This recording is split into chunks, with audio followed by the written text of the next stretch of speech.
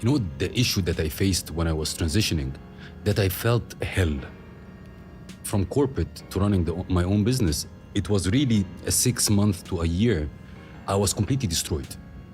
This downward, I would say down part of the curve, because when I was in corporate, you know, when you're in corporate, you have all the departments around you, whatever you want, you just, like this, it happens. When I moved to my own business, it was like, oh my God, everything is on my head. And I felt my confidence was completely fucked up.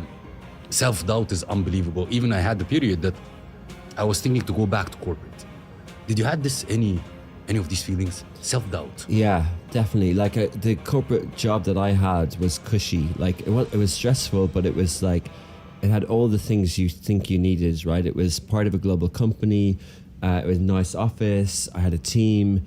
The perks were there. Yeah, they could replace me, but I was fairly comfortable in the role. And as a segue, I took an MD role with a startup, and I dropped salary and I took pay cut. And the startup wasn't working. The guy had raised money and it wasn't working. And at the same summer, because I had like 3 months transition gardening or whatever, even though I worked it, I set up Augustus Media as a license, and I got an NOC from the other company.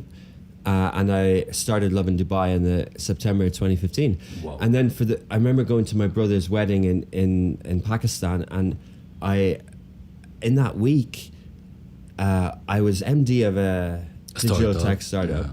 I was founder, and I'd hired like expensive editor and a salesperson or a social person, and it was crazy. And I was also publishing every day, right? And I'm not an editor.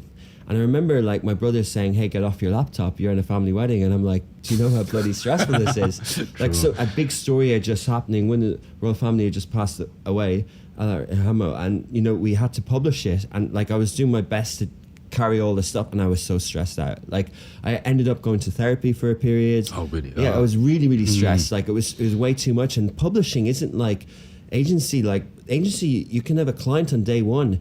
Publishing, you can't. You have to build an audience over it. It took us, like, I put all my savings into it, like, and raised money. Like, there was $60,000 gone in 12 months, right? And another thing that happened, the editor that I hired, a company in Dubai thought that we were going to be a competitor, and evoked like a very strict non-compete on the guy, and scared the crap out of him, scared him out of the country. So at like 11:59 the day before, the 31st of August 2015, the day before, he's like, it was about 9 minutes to 12, he's like, "If I write one piece of work for you tomorrow, I'm dead." And he got so scared, like what that other rival, and they're dead now, right? Like, they raised $3 million and they shut down during the pandemic. But it just goes to show, like, that's why I said I don't get too much, I don't compete with others. I focus on us, you know? True. And I think sometimes you have to, right? Like Samsung, Apple, like sometimes when it's global, like, you know, you have to head to head. Yeah, and